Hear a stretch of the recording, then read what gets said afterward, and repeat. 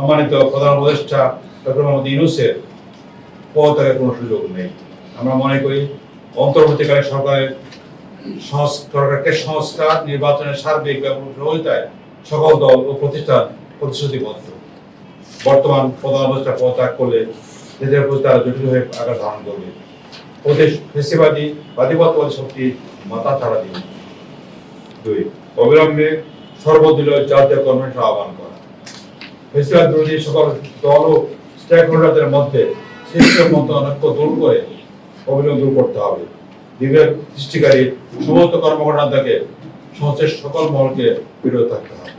3.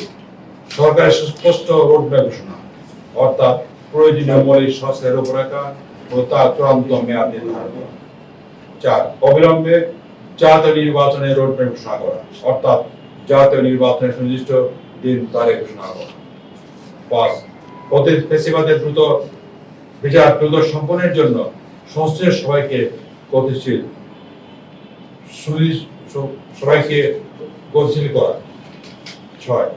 অন্তর্বর্তীকালীন সরকার নিরপেক্ষতা ক্ষুণ্ণ হয় এমন পদক্ষেপ ও কার্যক্রম বিষয়ে সরকারের দায়িত্বশীল ব্যক্তিদের সতর্ক থাকা, সরকারের বিভিন্ন বিভাগ ও প্রশাসন সহ সকল অঙ্গকে কার্যপরিধির মধ্যে পেশাদারিত্বের সাথে দায়িত্ববানের মধ্য দিয়ে সরকারের কাছে গতিশীল করা। 7. রাজনৈতিক দল সময়ের সাথে নিয়মিত আওতা অব্যাহত রাখা, বিশেষ করে রাখাইনে মানবিক করিডোর প্রদান, বন্ধ ব্যবস্থা, বিদেশ স্বাস্থ্যকে প্রদানের মতো জাতীয় গুরুত্বপূর্ণ স্বাস্থ্য সংশ্লিষ্ট বিষয়ে সিদ্ধান্ত গ্রহণের পূর্বে রাজনৈতিক দল সময়ের সাথে আলোচনা করা। 8.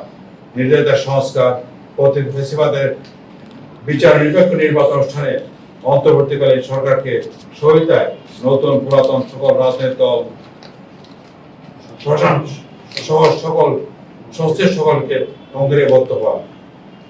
মাস সালাম, ডক্টর আহমদ আব্দুল কাদের, মহানগর